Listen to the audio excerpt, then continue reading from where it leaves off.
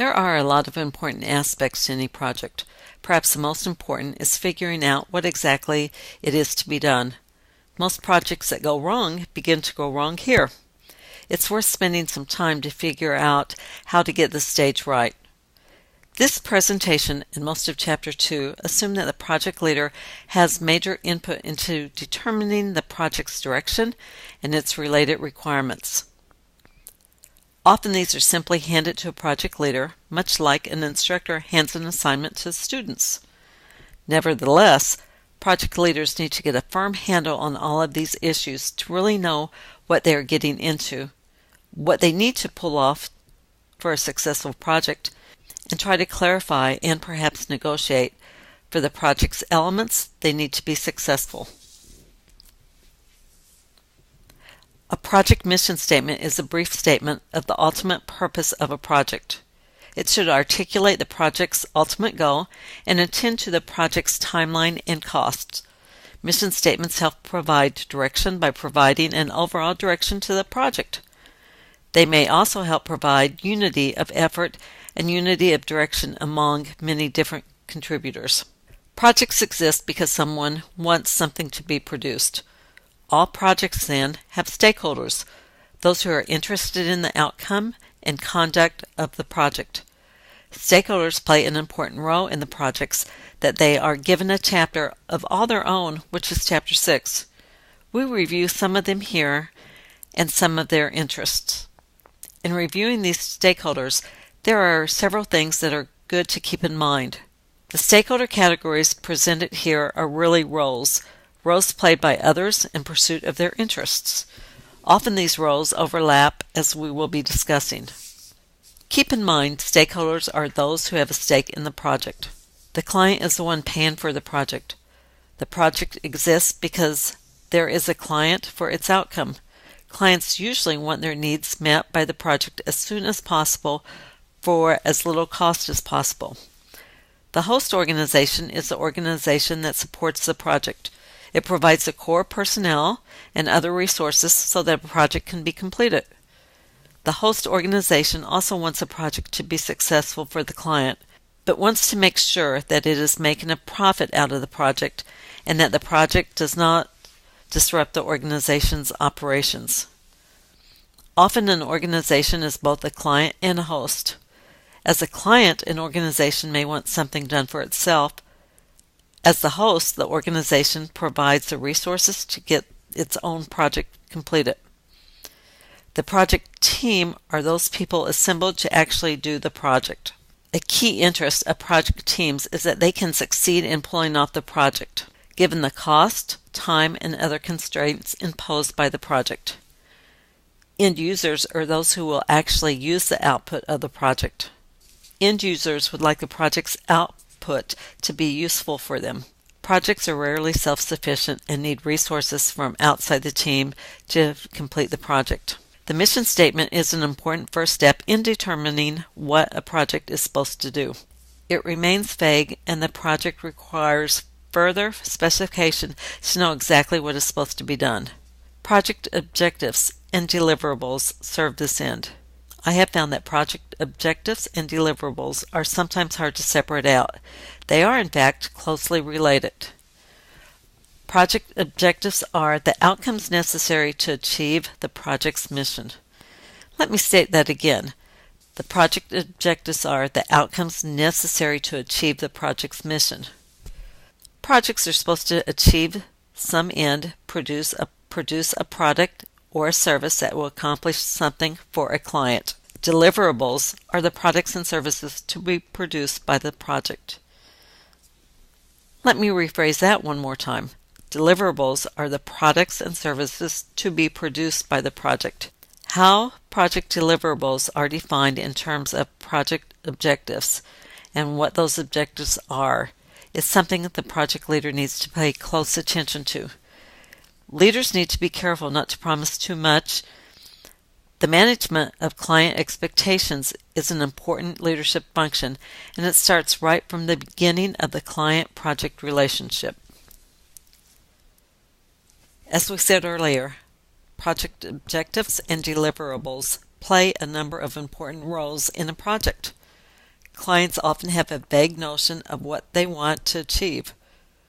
Objectives and deliverables operationalize their goals for them.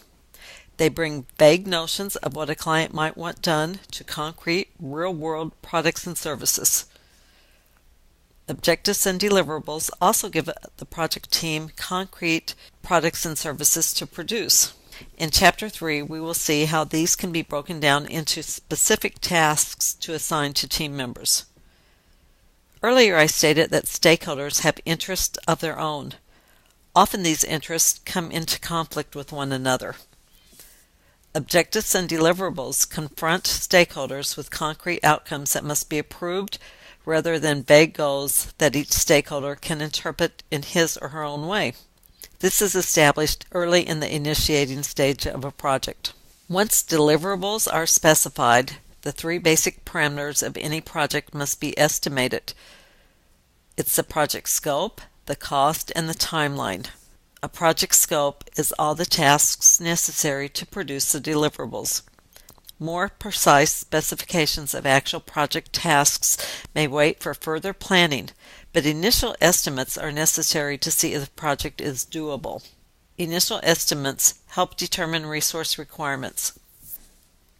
Once the basic jobs or tasks that need to be done are specified, the resources needed to do them can be assessed. Usually, human resources are the most critical and often the most expensive project cost component. Careful attention needs to be paid to any need for personnel with specific skills, certifications, and the like.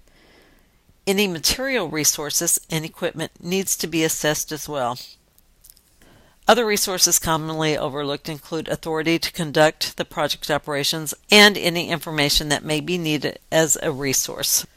Estimates of project costs should be developed in the initiation of any project to make a go or no-go decision. Most often, these are provided by top-down estimates. Often these estimates are laid out in some rule of thumb metric, say cost per square foot. On a side note, costing is very different from pricing. Costs are what it takes to do a project, and price is what the client is charged.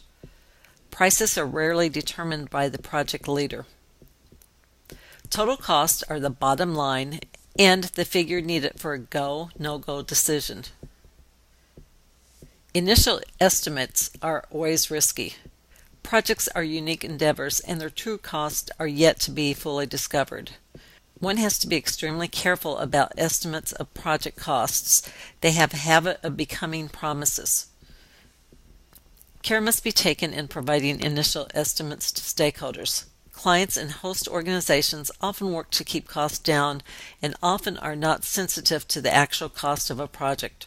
Project leaders need to have a clear estimate of what it will really take to do a project. Pressures for cost cutting need to be addressed by their impact on the project deliverables and timeline. There are a couple things to keep in mind. Clients never complain when actual costs are less than what was estimated. They always complain when actual costs exceed what was estimated. Project leaders need to be careful then about managing costs and expectations early on. The project's timeline is a precursor to the project schedule where time is integrated with project tasks. Initial time estimates are also risky. Clients and host organizations want the project to be done as soon as possible. They always say the earlier the better. Time estimates may become increasingly risky, however, the more unique the project. If there are similar projects that have been done a number of times, the time estimate is less risky. Precise dates and final deliverables should be given as tentative until full planning has been completed. It's always best to overestimate the time needed to complete the project. Like costs, clients are rarely disappointed when a project comes in ahead of schedule. A project charter is an initial overview and plan for a project. In organizations that make a business of hosting projects, project charters are more formal products that have been produced with standardized procedures. Less formal charters are also a good idea when doing project work where project charters are not required. A less formal charter can even be a letter or memo of intent that lays out the elements covered here. The key is that the approval and commitment is made by those who have the authority and resources to commit to the project. The project plan. This slide is both kind of a wrap-up slide for this component and a look forward. The project plan will build on the work done in the initiation phase of the project.